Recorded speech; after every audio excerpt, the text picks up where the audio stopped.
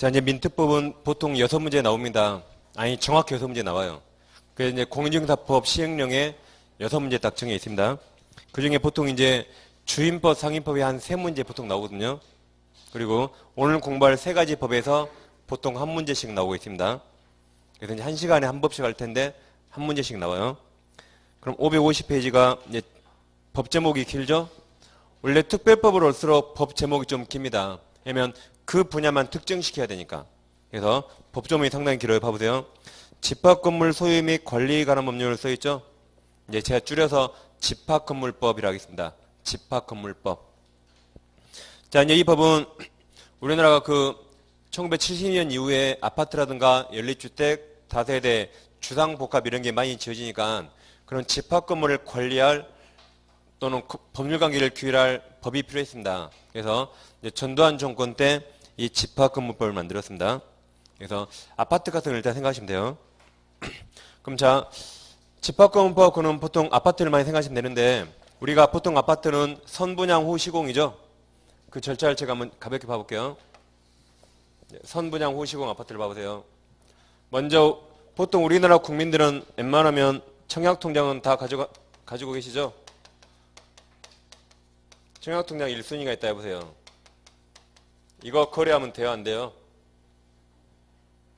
이거 거래하면 처벌받습니다. 근데 암암리에 다 하죠? 다 합니다. 근데 내가 청약통장 1순위가 있는데 뭐 예를 들면 동탄 신도시에 삼성 레미안에서 아파트를 짓는다. 그래서 한번 청약을 해봤어요. 청약인데 운 좋게 당첨이 됐네요. 그럼 당첨되면 동호수가 중요하겠죠? 동호수를 봐보니까 백이동 제일 앞동이에요. 전망이 툭 튀었습니다. 층이 뭐 1504호다.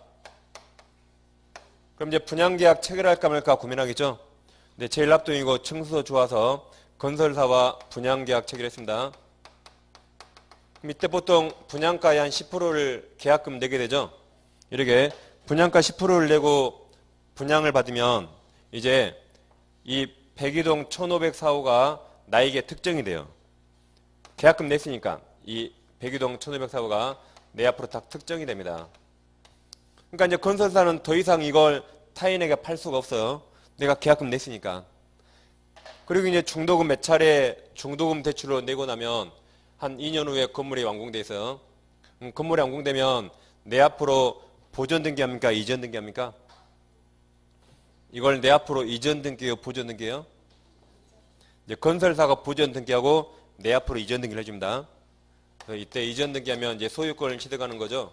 그럼 나는 백이동 1504호 이 소유권을 취득하는 겁니다. 이런 식으로 이제 보통 청약에서 아파트 들어가는 거죠. 자, 그러면 공법 시간에 주택법 공부하시죠? 주택법에서 이 분양계약 체결을 전후로 해서 분양계약 체결 전까지를 주택법에서 입주권이랍니다. 그러니까 입주권이라 그래요. 그러니까 입주권 거래할 수 있어요, 없어요? 거래하면 처벌받죠. 물론 이 사이에 암암리 많이 합니다. 이 사이에. 당첨은 되는데 계약금 못 내는 사람도 많아요. 일단 주셔 넣은 거죠. 운 좋게 당첨되면 이 사이에 피 한 2, 3초 주고 파는 사람들이 있어요. 그래서 이때 원래 거래하면 안 됩니다. 거래하면 주택법에서 3-3 처벌돼요. 3년 이하 징역 또는 3천만 원 이하 벌금. 이제 다 하는 거지, 이런 거 무시하고. 그러죠? 왜냐하면 거래에도 계약은 유효거든요. 그러니까 처벌 감수하고 다 하는 겁니다. 원래 하면 안 되는데. 아무튼 여기까지를 입주권이라 원래 거래하면 안 됩니다. 그러니까 정비법의 입주권은 거래할 수 있어요. 공부 시간에 입주권 2번 나오죠. 주택법, 도정법. 주택법 입주권 거래하면 처벌돼요. 근데 정비법 입주권은 원래 거래할 수 있습니다. 그러니까 실거래가 신고도 다 하는 거죠. 그리고 세법에서도 그 정비법의 입주권은 1주택으로 봐요. 그래서 1가구 1주택자가 정비법의 입주권을 취득하면 1가구 2주택이라 하나 팔 때 양도세를 내는 겁니다. 이건 주택법이 그래서 거래하면 안 됩니다. 근데 이제 분양계약을 체결하면 이때 등기하죠. 등기하기 전까지를 분양권이라고 그래요. 그럼 분양권은 원칙 거래할 수 있죠. 물론 투기과일 주고 이런 데는 전매 제한이 1년, 2년 있을 수 있지만 그런 게 없으면 분양권은 원칙 거래할 수 있습니다. 그러니까 신문에 입주권 중개 안 나오죠? 처벌되니까. 근데 분양권은 나오잖아요. 거래할 수 있으니까. 그래서 소유권 등기하기 전까지를 분양권 그래요. 그럼 이제 내 앞으로 소유권 등기를 하게 되면 나는 102동을 다 취득이 아니라 102동 중에 여기만 취득하죠. 그것을 구분 소유권 그래요. 그러니까 102동 전체가 아니라 그 중에 한 칸만 소유권 취득하죠. 그것을 구분 소유권을 취득한다고 말합니다. 그리고 102동을 집합 건물 그래요. 그럼 원래 건물은 한 동으로 세죠. 원래 건물 한 동, 두 동 세니까 원래 일물 일권주의상 물건 하나에 소유권 하나야 되는데 이 집합 건물은 물건 하나에 호마다 소유권이 다르죠. 여러 개의 소유권이 있습니다. 그 소유권을 구분 소유권이라고 이것을 일물 일권지 예외라고 볼 수가 있습니다. 물건 하나인데 소유권이 여러 개 있는 거죠. 그랬을 때 이 102동을 집합 건물이라고 부르고 이 호 하나하나를 구분 건물 그래요. 이 1504호를 구분 건물 이렇게 부르는 겁니다. 그러니까 이 구분 건물 1504호 현관문 닫고 들어가면 다 내 거죠. 그것을 구분 소유권 그래요. 그래서 이 파란색은 주택법상 용어고 지금 이 빨간색이 이제 우리가 공부할 집합건물법 용어입니다. 그래서 이 절차를 가지고 법을 그렇게 같이 해서 하시면 되겠어요. 그러니까 벌써 지금 세 과목 나왔어요. 그렇죠? 주택법 나왔고 중개사법에서 중개사법 중개할 수 없죠? 중개할 수 있죠? 그리고 집합건물법 지금 세 개가 동시에 나온 겁니다. 이 사례 가지고 같이 이해하시면 되겠어요. 그럼 이런 식으로 한 동 건물의 일부의 소유권이 있는 것을 구분 소유권 그랬죠? 그럼 이런 식으로 구분 소유권이 성립되려면 두 가지가 필요합니다. 이게 인정되려면 첫째, 이건 객관적으로 따져요. 객관적으로 구조상, 이용상 독립성이 있어야 돼요. 이건 객관적으로 따집니다. 그 다음 두 번째로 동시에 소유자의 구분 행위가 있어야 됩니다. 소유자의 구분 행위 또는 구분 의사가 있어야 돼요. 두 가지가 다 인정돼야지 그 한 동에 한 호마다 소유권이 생기는 겁니다. 구분 소유권. 그럼 만약에 우리가 주택을 예를 들어오면 갑소유 주택이 있어요. 3층짜리 주택이 있어요. 3층짜리. 그럼 이거 단독주택입니까? 공동주택입니까?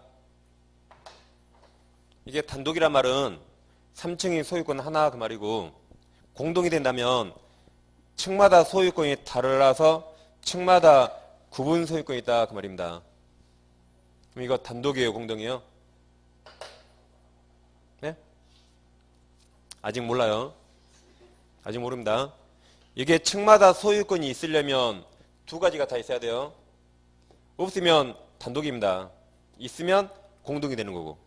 그럼 이게 만약에 층마다 소유권이 있으려면 첫째, 구조상, 이용상 독립성이 있어야 돼요. 구조상 독립성이란 정확히 칸막이가 있어요. 정확히. 2층에서 1층 안 보이죠? 벽 뚫지 않는 한. 그죠? 정확히 칸막이가 있으면 그것을 구조상 독립성이라고 하고 다음 이용상 독립성이란 이 주택이니까 주택 이용에 필요한 시설이 각 층마다 다 있어야 돼요. 각 층마다. 그래서 화장실이 다 있고 주방시설이 다 있다. 그러면서 1층을 거치지 않고 2층으로 가는 독립된 출입문이 있어야 돼요. 그 다음에 1, 2층을 거치지 않고 3층으로 가는 독립된 출입문이 돼야 된다. 이런 게 인정되면 이걸 인정해줘요. 다. 만약에 2층 가는 독립된 출입문이 없어요. 꼭 1층 계단을 타고 올라가야 돼. 복층같이. 그럼 이거 독립성 없는 겁니다. 그러겠죠? 그래서 독립성이 있으려면 층마다 독립된 출입문이 각각 있어야 돼요. 각각. 그러면 이제 이런 게 인정되는 겁니다. 두 번째로 뭐가 있어야 돼요? 갑, 소유자의 구분행위 구분 의사가 있어야 된다. 그럼 갑이 주택을 지었다면 등기를 하겠죠? 등기를 갑 자기가 마음대로 하는 겁니다. 만약에 갑이 3층 전체에 1등기를 만들었다 해보세요. 3층 전체에 1등기부를 만들었다. 그럼 갑의 의사는 층마다 소유권 구분할 생각이 없죠? 이걸 하나의 소유권으로 본단 말이죠? 그럼 이게 없는 거라 이게 단독주택이에요. 단독주택. 단독주택. 근데 만약에 갑이 1층에 1등기를 만들어요. 1층에 1등기부. 2층에도 별도로 1등기부. 3층에도 별도 1등기부. 그럼 갑의 의사는 층마다 등기부 따로 만들었죠.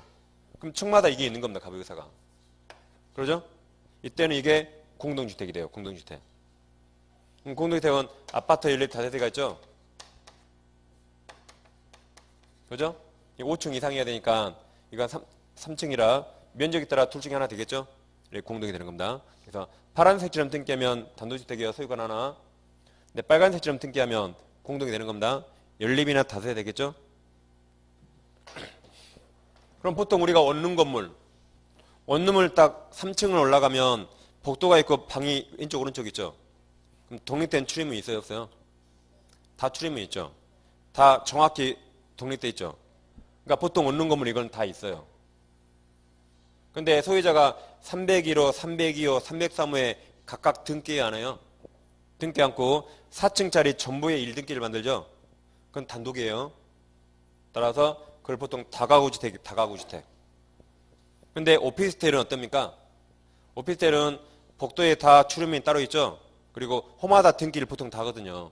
301호 등기, 401호 등기, 302호 등기. 그것은 이제 집합건물 이런 게 들어간 겁니다. 공동으로. 홈마다 소유권을 달리한 거니까. 가끔 얻는 건물도 301호만 경매에 나온 경우가 있거든요.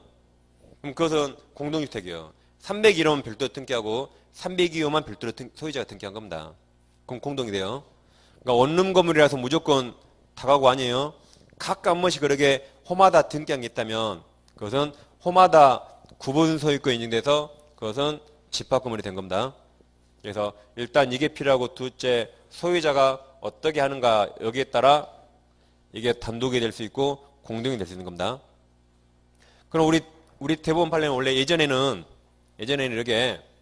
이게 언제 인정되는가 이렇게 갑이 나중에 등기한 걸 보면 이걸 보고 인정해요. 이렇게 하면 구분원사 없다. 이렇게 하면 구분원사 있다라고. 또는 건축물 대장이 두 개 있죠. 단독 건축물 대장, 집합 건축물 대장. 집합 건축물 대장을 만들면 이걸 인정해 주는 거죠.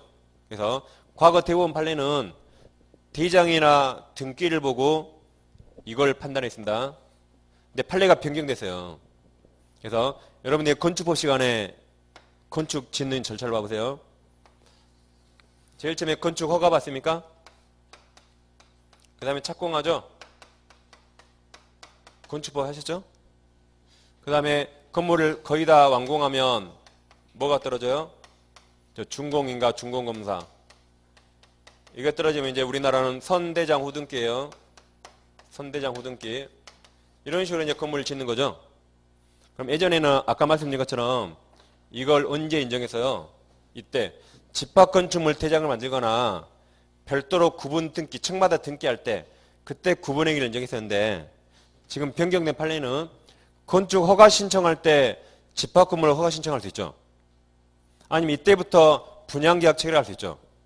이때 2단계에서 분양계약 체결했단 말은 소유권을 다 달리한단 말이죠. 그러죠? 또는 이때 집합건물로 신청했다. 그럼 이때 이미 구분의사를 인정할 수 있다. 이게 변경된 판례입니다.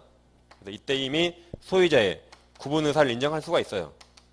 건축 허가 신청을 어떻게 했는가? 또는 이때부터 분양계약을 체결한다. 그러면 이걸 인정하는 겁니다. 그럼 언제 구분 소유권 인정되는가? 구분 소유권은 이게 있어야겠죠? 그럼 이것은 이때 인정돼요. 이때.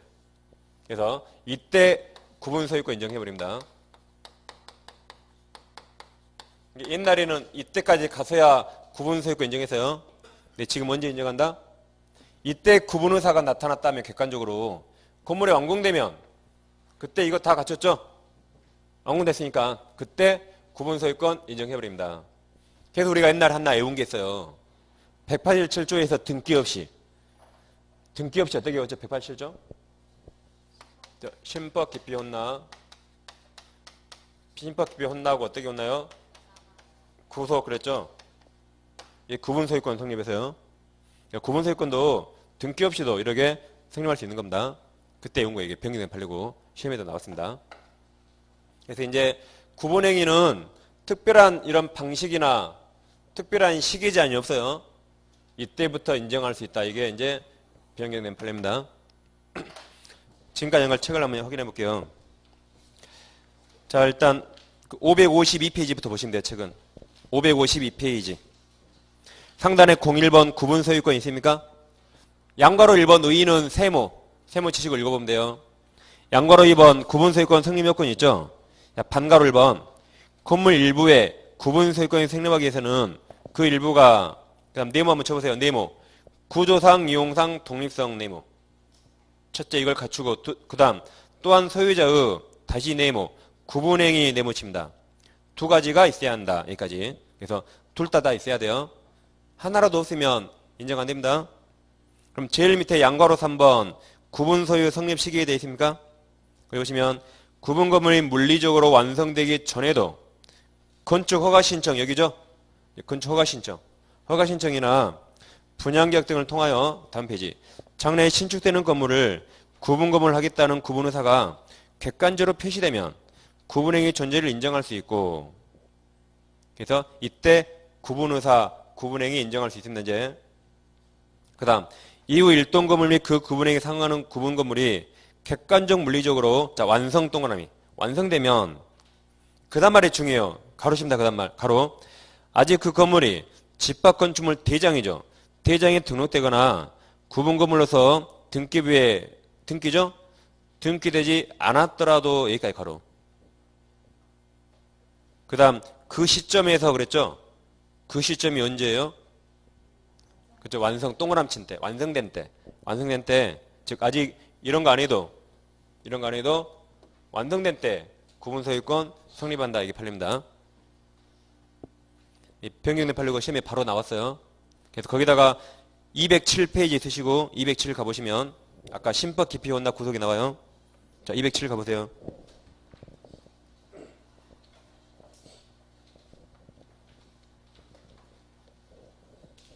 그래서 207페이지 박스의 오른쪽 칸에 제일 밑에 P하고 구분소유권 취득 써놨죠? 그리고 몇 페이지에 써놨어요? 552페이지 안 써놨어요? 아 지금 쓰시면 돼요. 이제 했으니까 552페이지 제일 밑에 양가로 2번. 그래서 같이 써놓고 왔다 갔다 하면 되겠습니다. 그래서 우리가 그때 등기 없이가 신법 기피하면 혼나죠. 어떻게 혼나요? 구속된다라고 했습니다. 구속이 구분소유권 성립이라고. 구속. 신법 기피 혼나 구속에서요.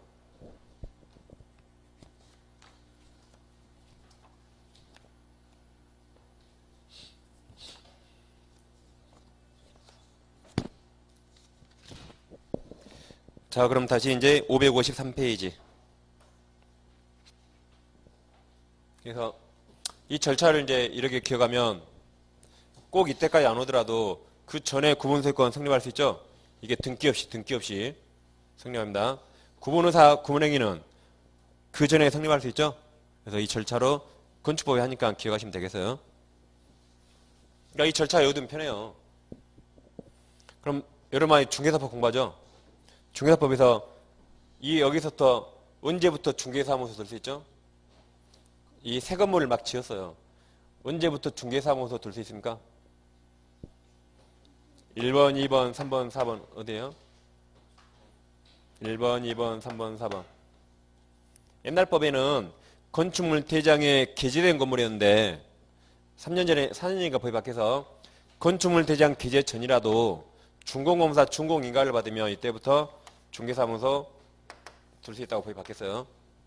열심히 잘 나와 이거. 그러니까 아직 미대장 미등기여도 중개사무소 둘 수 있죠. 그러죠? 다시 이때부터 둘 수 있을까요? 이때부터? 이거 중요한데요? 해마다 시험에 나와요. 그래서 미대장 미등기여도 중개사무소 둘 수 있어요. 뭐만 떨어지면 준공인가 준공검사 떨어지면 이때부터 사무소 둘 수 있는 겁니다. 과거에는 이때부터 둘 수 있었는데 이렇게 절차가 완화됐어요. 단 무허가는 안 돼요. 허가는 받아야 됩니다. 그리고 이때부터 둘 수 있는 겁니다.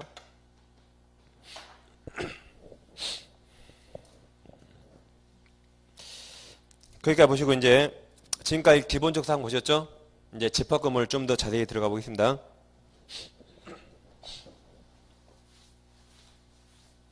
그러니까 제가 2차까지 제가 전과목을 다 한다니까요, 제가. 전과목 암기법 다 했어요, 제가. 다른 과목도 암기법 제가 다 했어요.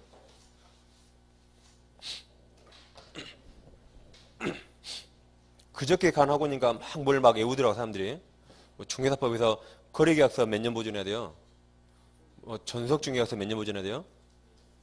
막 그 해마다 시험에 나온다더라고요, 그거. 나오죠? 막 그걸 내고 있길래 답답해서 제가 말해줬어요. 막 저기서 막 거의 싸우다시피 막 언론을 막 면하길래 학생들이 전학 가죠. 애들이 학생들 전학 가잖아요. 전학 갈 거자 전학 갈 때 335로 가요.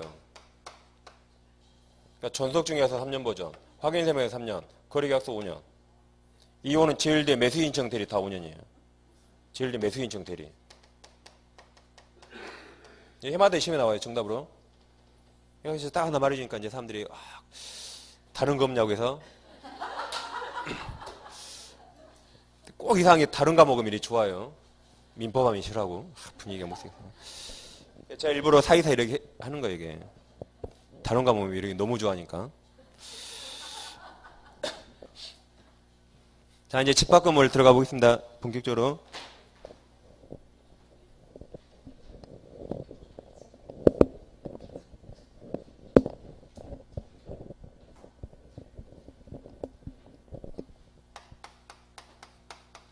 집합건물 그러면 아파트라든가 주상복합, 연립, 다세대 그런 걸 생각해 보세요. 그럼 집합건물은 건물과 대지로 나눠 있습니다. 건물이 다시 전유 부분과 공용 부분 나눠 있어요.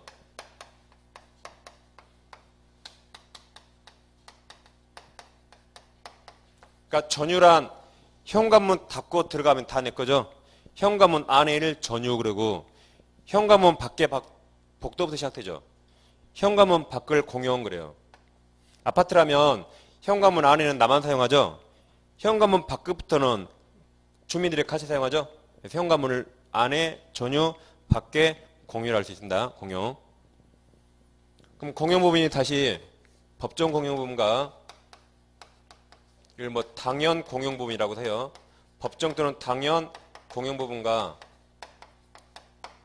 규약에 따른 아파트 주민들 규약이 있잖아요.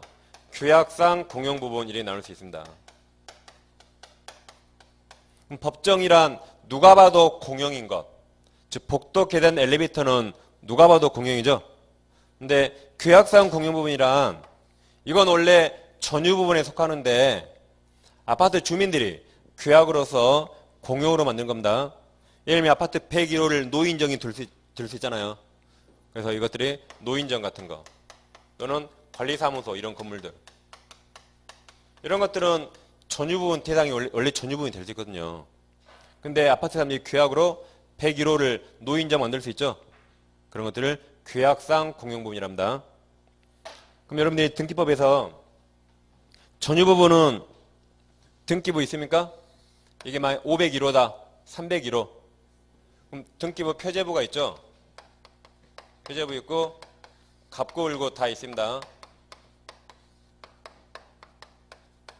근데 법정 공용 부분은 등기부가 아예 없어요. 아예. 복도, 계단, 엘리베이터 등기합니까? 아예 없습니다. 그런데 규약상 공용 부분은 표제부만 있어요. 표제부만. 그리고 갑구 을고는 없습니다. 그럼 법정 공용 부분은 공용이란 취지를 등기할 필요 없겠죠? 누가 봐도 공용이니까 복도, 계단, 엘리베이터. 그리고 등기할 수 없어요. 등기부가 없으니까. 근데 규약상 공용 부분은 원래 101호는 전유 부분이죠. 근데 101호는 노인정이라고 공용이란 취지를 여기 등기해야 돼요. 안 그러면 누가 노인정 101호 팔아버리니까. 못 팔게. 이건 원래 전유니까 규약으로 만들었죠. 공용으로. 공용이라는 취지를 등기해야 됩니다.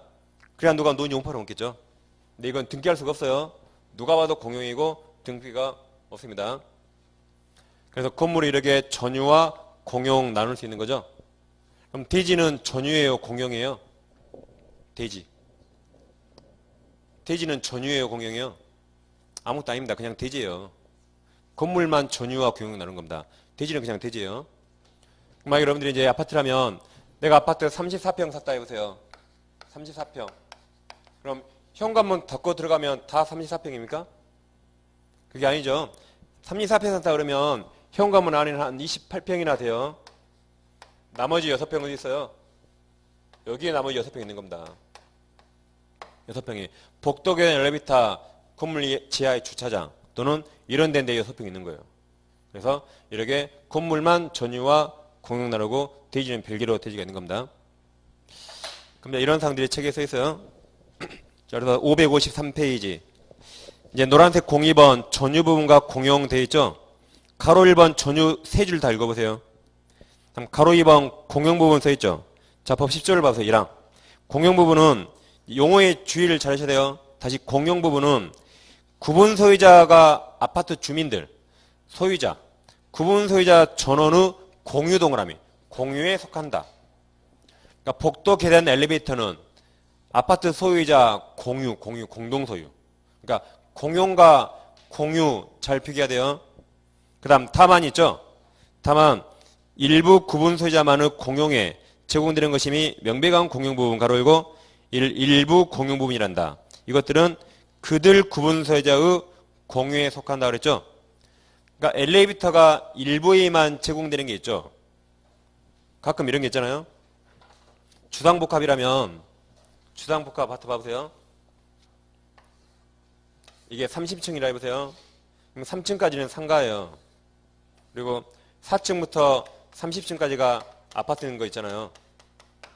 그러면 현관문 이 건물 들어오면 엘리베이터가 한 2세대 있어요. 이 2세대는 상가나 아파트 다 누구랑 사용합니다. 근데 1층에 현관문 여기 딱 문이 잠겨 있어요. 딱 비밀번호 넣고 들어가면 엘리베이터가 또 있어요. 이 엘리베이터는 아파트 주민들만 사용하는 엘리베이터 따로 있죠. 여기 현관문 비밀번호 누르고 들어가면 엘리베이터 또 따로 하나 있어요. 그 엘리베이터는 상가 사람들 사용 못해요. 누구만 사용하는 거예요? 아파트 주민들용으로 엘리베이터가 따로 있습니다. 이런 것을 일부 공용보험이라고 할 수 있습니다. 이런 건물 봐보셨죠? 한 번도 안 봐봤어요? 일산만 가도 많이 있던데. 그래서 법조문 그렇게 이해하시면 되고, 그 다음 밑에 1번 의의 있습니까? 그 동그란 1번은 한번 읽어보시면 돼요. 다 이게 2가지가 있다라고 이해까지 싹 써놨습니다. 그리고 등기할 수 없고 등기한다라고 써 있어요. 그래서 그 동그란 1번은 7줄 다 읽어보시고, 다음 페이지.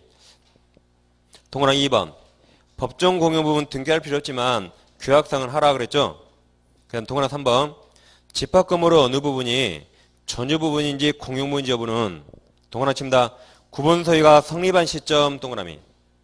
그게 건축물 대장에 등록된 시점입니다. 건축물 대장에 등록된 시점을 기준으로 판단하며 그 후 고려 안 해요. 그 후 건물 개조나 이용 상황 변화 등은 전유 부분인지 공용 부분인지 여부에 영향을 안 미친다 그랬죠. 그 말은 한 번 전유면 쭉 전유고 한 번 공용이면 쭉 공용이지 중간에 바꿀 수 없습니다. 만약에 중간에 바꿀 수 있게 하면 이런 일이 생겨요. 복도시 아파트 7층이에요. 이 복도거리가 701호, 702호, 703호, 4호 되어 있습니다. 그럼 복도는 원래 공용이잖아요. 공용. 근데 701호 사람이 여기 벽을 치고 여기 문을 만들어요. 여기 이걸 전유로 만들면 되겠습니까? 안 되겠죠? 그러니까 그 구분소의 성립 시점, 그때 한 번 전유면 쭉 전유고 한 번 공유면 쭉 공유해야지 마음대로 개조하면 안 되겠죠? 그게 구분소의 성립한 시점이라고 동그라 친 겁니다. 그 다음 아래 반가로 2번 용도에 따른 사용되어 있죠? 동그라 1번 아까 했죠? 공용 부분은 복도 계단 엘리베이터 노인정 구분소유자 전원의 공유에 속한다 그랬죠? 그 다음 동그랑 2번 각 공유자의 지분이 공용 부분 지분입니다. 지분이 뭐예요? 공용 부분 지분. 지분은 그가 가지는 전유 부분 면적 비율에 의하지만 다시 읽어볼게요. 2번 각 공유자의 지분이 뭐예요? 공용 부분의 지분은 1번에서 공유니까 2번에 지분이 있겠죠.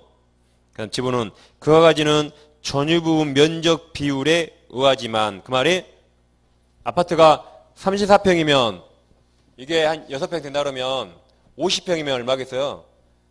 늘어나겠죠? 한 8평, 10평 될 수 있잖아요. 17평이면 한 4평, 3평 될 수 있죠? 그런 식으로 공용 부분 지분은 크면 클수록 많고 적으면 적을수록 적겠죠? 그 말입니다. 그 다음 아랫줄 공유자는 공용 부분을 가로 쳐보세요.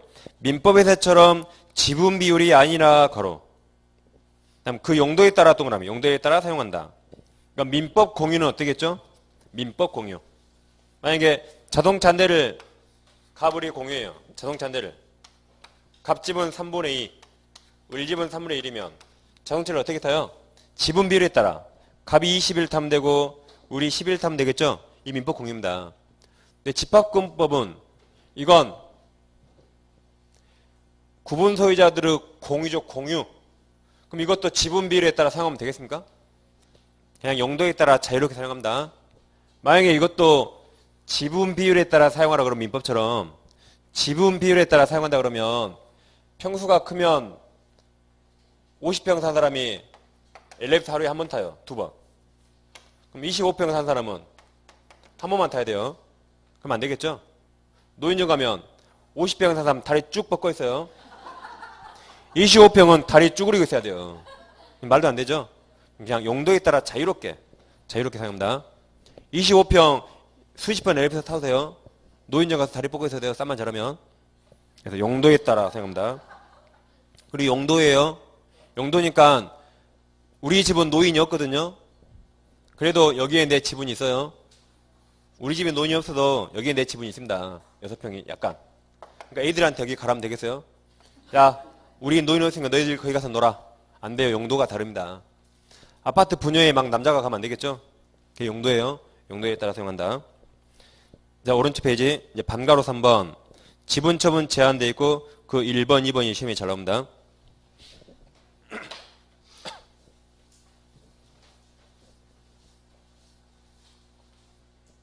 이제 공용 부분 지분이에요. 공용 부분 지분.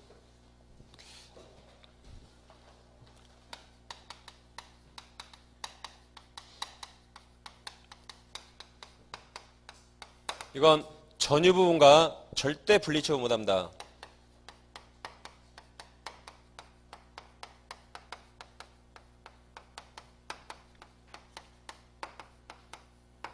절대 분리처분할 수 없어요. 저기 아까 복도계단 엘리베이터 지분 전유 부분. 만약에 내가 604호에 산다. 나는 운동 삼아서 엘리베이터를 전혀 안 타요. 그럼 604호는 내가 가지고 있고 엘리베이터 탈 권리만 누구한테 팔면 되겠어요? 안 되겠죠. 무조건 따라다녀요. 604호 팔면 무조건 따라가요. 604호 사면 무조건 따라오는 거지 따로따로 분리할 수 없겠죠. 604호 계단, 나는 엘리베이터 타고 계단을 한 번도 이용 안 해요. 계단 왔다 갔다 하고 다른 사람한테 팔면 되겠습니까? 안 되겠죠. 무조건 따라붙으니까 절대 분리처분 못합니다. 근데 이거랑 비교하실 게 대지 사용권. 대지 사용권은 약간 달라요. 대지 사용권은 원칙, 전유 부분과 분리처분 못합니다. 원칙인데 여긴 절대가 빠졌어요. 네, 예외적으로 오직 규약으로만 전유 부분과 분리처분 가능합니다. 아파트 규약으로만 오직 정년 정답이에요. 오직 규약으로만.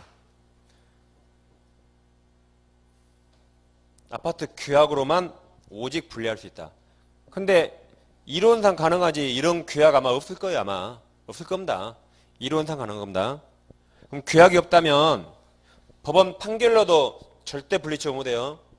법원 판결이 분리처분했다면 그 판결이 무효입니다. 경매로도 분리 절대 못해요. 경매로 분리했다. 그럼 그 경매가 뭐예요? 오직 뭐로만 가능하다? 오직 규약으로만 대지사용권과 전유부를 분리할 수 있고 규약이었다면 절대 안 됩니다. 그래서 중요하니까 시험에 정리를 정답으로 나온 거죠. 그래서 그 555페이지는 상단에 동그라미 1번 돼 있죠? 1번은 다 읽어보세요. 다 설명드렸고 다 체크하세요. 그 다음 동그라미 2번 집합건물 공용 부분은 시효취득 대상이 될 수 없다까지. 복도에 20년 주면서 시효취득하면 되겠습니까? 말도 안 되죠? 그렇게 보시고 그다음 밑에 하단에 04번 대지사용권이 있습니까? 의의는 읽어보세요. 세모 치시고 자 가로 2번 대지사용권 내용 보세요. 건물 구분 소유자들 즉 아파트 소유자들이 대지에서 가지는 권리 즉 대지사용권 내용은 소유권인 경우가 대부분이다. 그러나 지상권이나 임차권 등 다른 용의권 동그라미. 용의권일 수 있다. 그러니까 아파트를 짓는다면 건설사 돈 많으니까 토지 다 사서 짓죠. 그럼 소유권. 근데 조그만 연립주택을 지어요. 조그만 연립주택. 그럼 땅 살 돈 없으면 땅 빌려 20년간 빌려서 지을 수 있죠. 그럴 수 있죠. 그러니까 용의권도 가능하다. 대이상 용의권. 소유권이 하나는 다 틀려요. 옛날에 그 이명박 정부 때 반값 아파트 한다 그런 말 들어본 적 있습니까? 이명박 정부 때 반값 아파트 만든다. 물론 안 만들었어요. 못어요. 반값 아파트가 이런 겁니다. 우리가 아파트가 비싸잖아요. 땅까지 사니까 비싼 거예요. 땅까지 사니까. 근데 땅은 국가가 소유해요. 토지는. 이걸 지상권으로 설정해서 빌리는 겁니다. 토지 빌려서 아파트 지으면 땅 안 사도 되죠? 이건 건물 가격만 사겠죠. 그럼 아파트 가격이 반값으로 줄어든다. 이 이론이 있어요. 근데 시행 안 됐어요. 그죠? 이런 식으로 아무튼 대지사용권 소유권이 하나지 않죠? 될 수가 있는 겁니다. 그 다음 페이지. 가로 3번. 전유부분과 대지사용권 일체성 있습니까? 1번 의미 보세요. 대지사용권은 가로칩니다. 분리처분이 가능하도록 규약 동그라미. 오직 규약으로 정하는 특별한 경우를 제외하고는 여기까지 가로. 전유부분 처분에 따르며 즉 301호 팔면 같이 가는 거죠. 다음 전유부분과 분리해서 대지사용권만 처분할 수 없다. 밑에 반가로 2번 구체적 사례에 되어 있습니까? 그럼 동그라미 2번 보세요. 그 세 줄이 중요해요. 저당권에서 했습니다. 자, 아파트 301호가 있다면 여기에 대지사용권이 있을 거예요. 그럼 여기에 저당 설정하면 저당권은 종된 권리에도 미친다. 그래서 저당권자가 301호를 경매 청구해서 경락받은 사람은 이것까지 한꺼번에 다 취득해 하겠죠?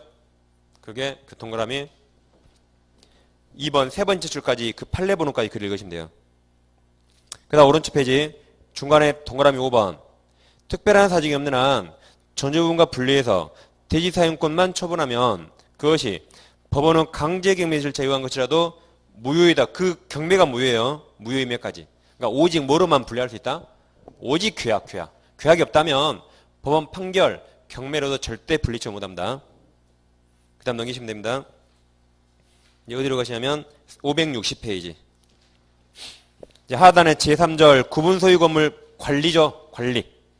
지금까지는 권리를 보셨고 권리. 이제는 관리. 지금 이렇게 막 제가 건너뛰는 이유는 집합건설법은 법조문이 60개가 좀 넘거든요. 판례까지 합히면 한 여러분들이 100개 이상 외워야 되는데 문제는 딱 한 문제 나와요. 공법 시간에 농지법보다 못한 존재입니다. 농지법 거의 안 하죠. 여기 똑같아요.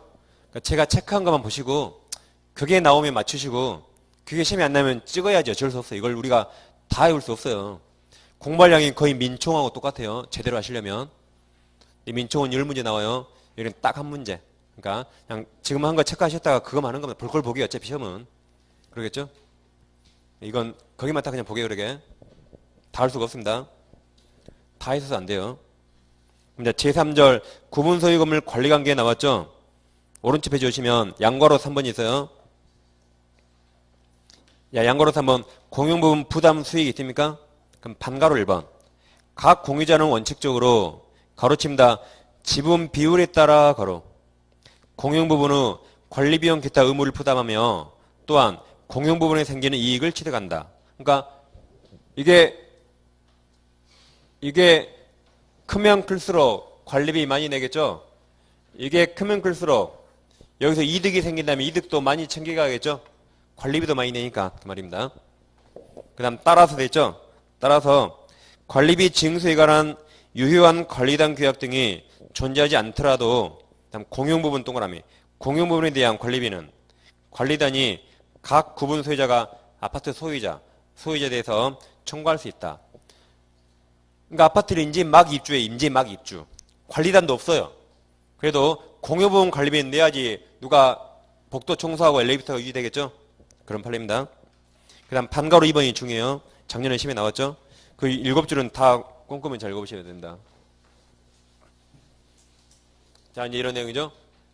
A라는 아파트 소유자가 아파트 관리비를 체납했습니다. 체납했는데 그걸 B가 샀어요. B가 매수인. B가 매수인은 특별 승계인이죠. 포괄 승계가 아니죠. 그럼 보통 아파트 규약에는 전 소유자가 관리비를 체납하면 그 특별 승계인이 체납 관리비를 승계한다라고 아파트 규약에 많이 있어요. 그리고 그거 사인하고 들어왔습니다. 그럼 A가 관리비 안 내고 도망가면 B가 내야겠죠? 규약이 보통 이렇게 되는데 이 B라는 사람이 하필 변호사였거든요. 사건 하나도 없어요. 맨날 놀아요. 컴퓨터 만지고. 심심하니까 소를 지르겠어. 심심하니까.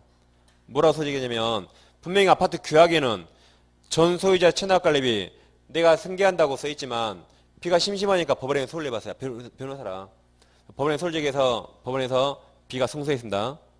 판결이 뭐라 나오냐면 전 소유자의 전유 부분 체납관리비는 매수인이 승계하지 않는다 그랬어요. 이렇게 판결이 나온 겁니다. 그러니까 B가 A의 전유 부분 체납관리비 안 냈겠죠?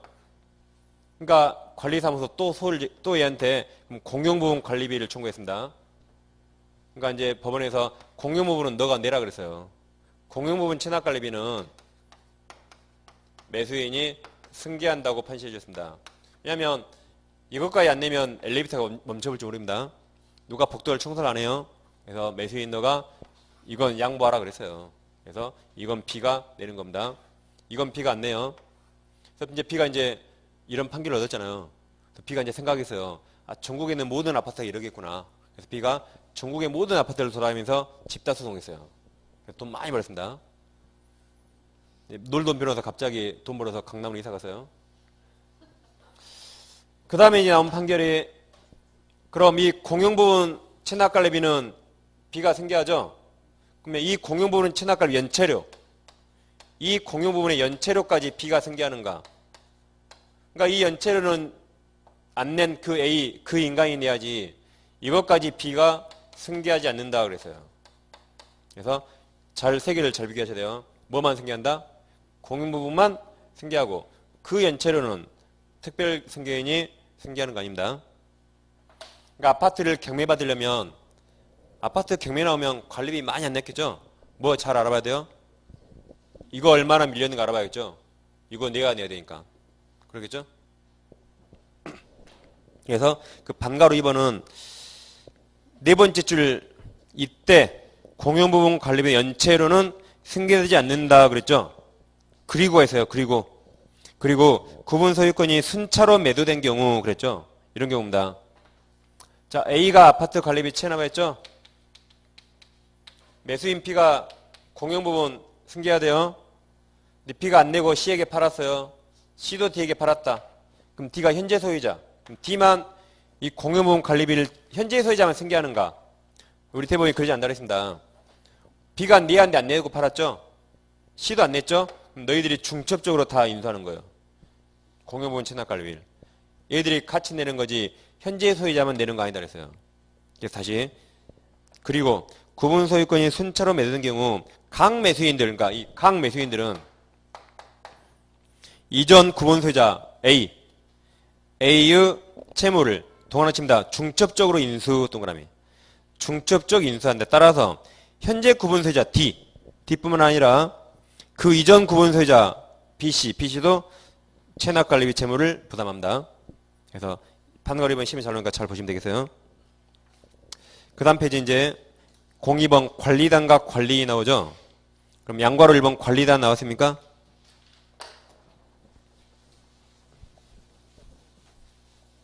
관리단이란 아파트가 있으면 동대표회의 있죠. 동대표회. 또 입주자 대표회의 있죠.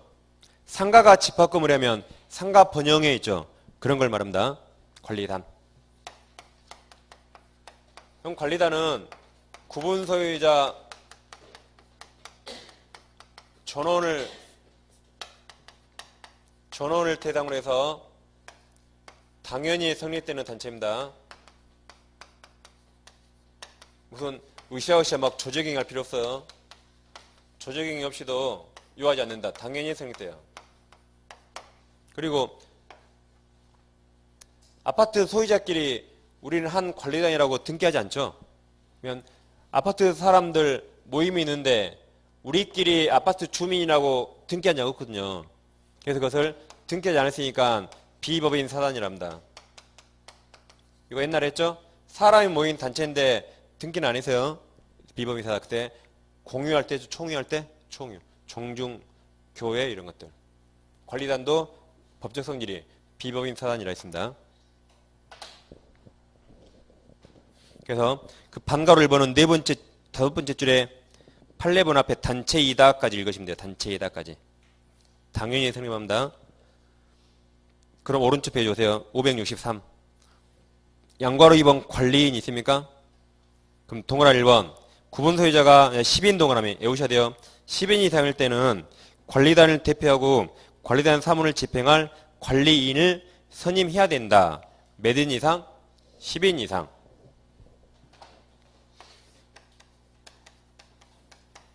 10인 이상일 때 선임할 의무가 있어요. 그래서 여기 잘 보시면 관리인 이렇게 뒤집으면 십자예요. 관리인자 이렇게 뒤집으면 십자라고요.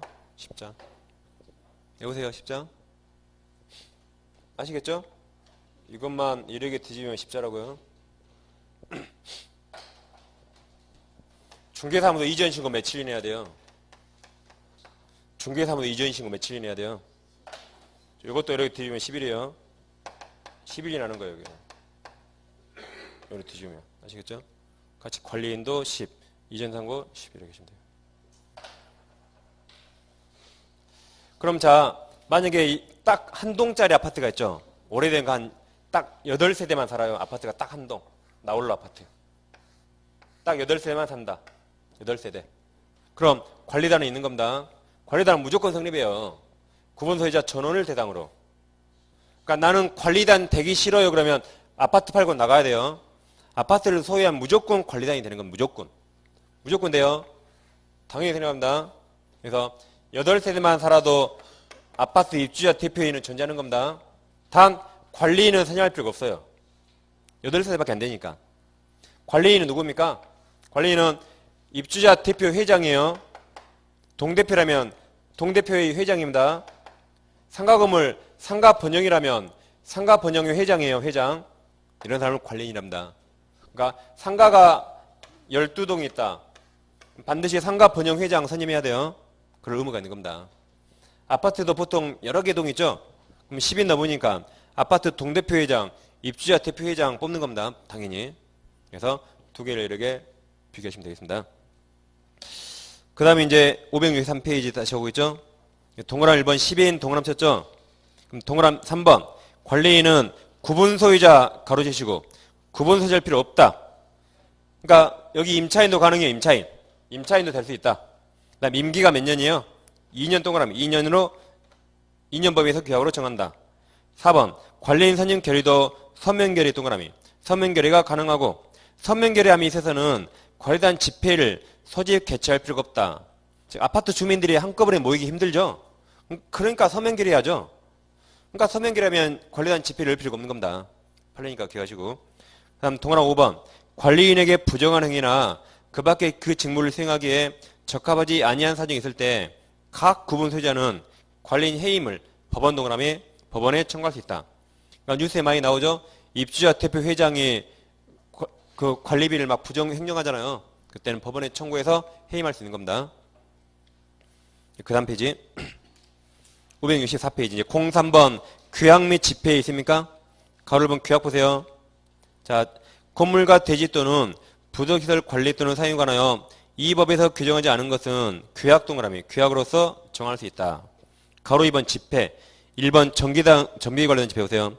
관리인 매년 1회 일정한 시기에 정기 관련 집회를 소집해야 된다. 2번 임시죠. 1번 관리인은 필요하다 인정하는 때 관련 집회를 소집할 수 있다. 임시입니다. 다음 페이지 4번 의결권. 각 구분소재 의결권 원칙적으로 가로 쳐보세요. 공용부분 후 지분 비율을 가로. 공용부분 지분 비율에 따른다. 그 말은 이게 크면 클수록 의결권이 크다 그 말이죠. 그러면 이게 크면 이것도 큰 거죠. 결국 평수가 넓으면 의결권이 크다 그 말입니다. 아파트 평수가 넓으면 의결권이 커요. 그래서 만약에 구분 소유자는 다릅니다.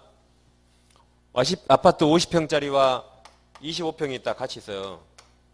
그러면 의결권은 구분 소유자는 한 명씩 있겠지만 의결권은 이게 1이라면 이건 2예요. 2.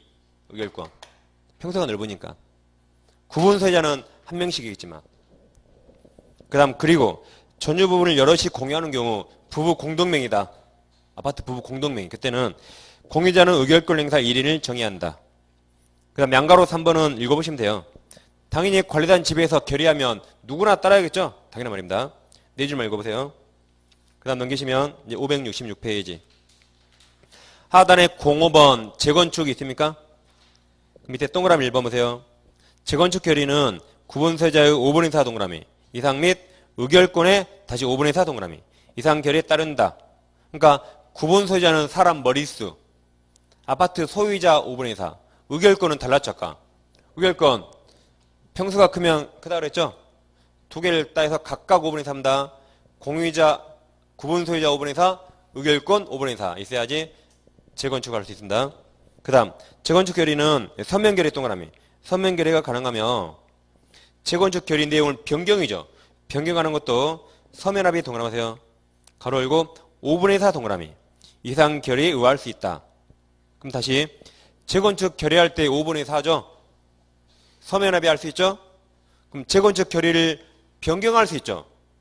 변경도 5분의 4 서면 결의 가능하는 거죠. 그 다음 장. 그리고 가로 쳐보세요. 재건축 비용의 분담에 관한 사항 가로. 그 사항 돈이죠. 그 사항은 재건축 결의 내용 중 가장 중요하고 본질적 부분으로서 이를 정하지 아니한 재건축 결의는 특별한 사항에서 무효입니다. 다시 해야 돼요. 재건축이 말이죠. 재건축이 다 돈 몰라가죠. 그럼 비용 분담을 안 정하면 그 껍데기만 있는 겁니다. 알맹이가 빠졌어요. 무효라 결의를 다시 해야 됩니다. 그 다음 페이지 동그라미 2번. 주거용 집합금을 철거하고 상가용 집합금을 신중하는 것 같이 건물의 용도 변경 동그라미. 용도 변경한 형태의 재건축 결의 허용돼요. 아파트 허물고 동대문 같은 쇼핑센터 지을 수 있죠? 허용됩니다. 그 다음에 양가로 2번. 구분 소유자 매도 청구가 있죠?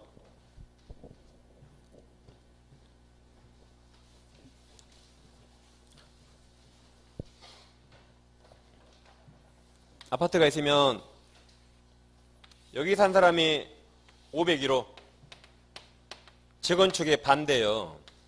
재건축에 반대한다.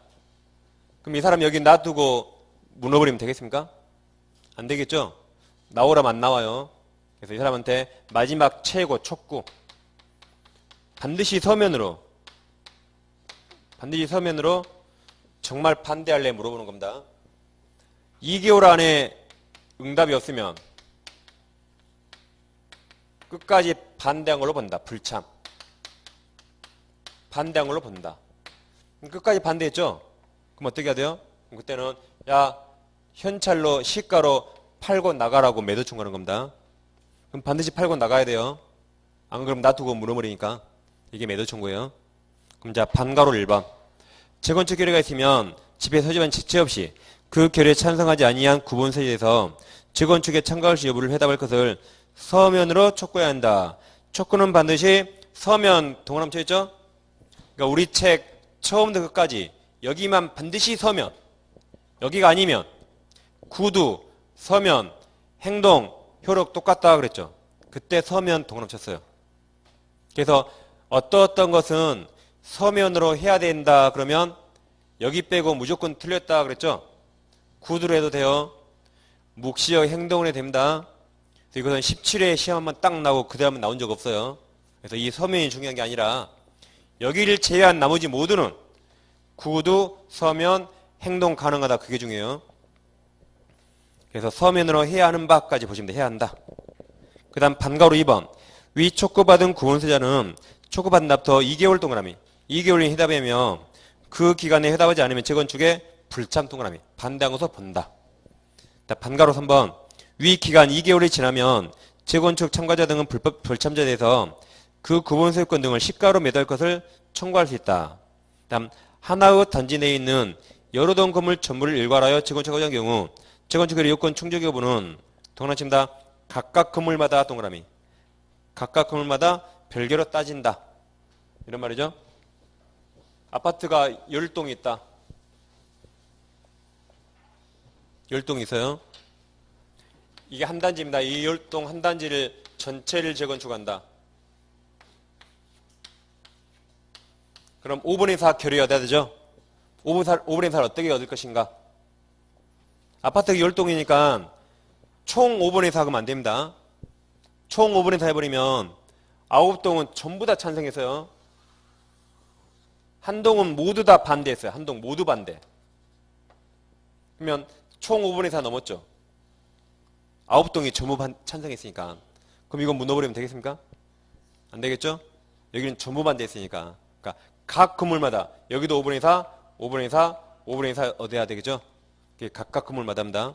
각 동마다 5분의 4 얻어야 한다. 9번 소유자 전원의 5분의 4 하면 틀려요. 각 건물마다 5분의 4. 여기까지 보시면 되겠습니다. 그래서 여기까지 해서 집합 건물 마치고 이제 10분 쉬가지고 그 다음에 가등기 담보법 이쪽으로 가겠습니다.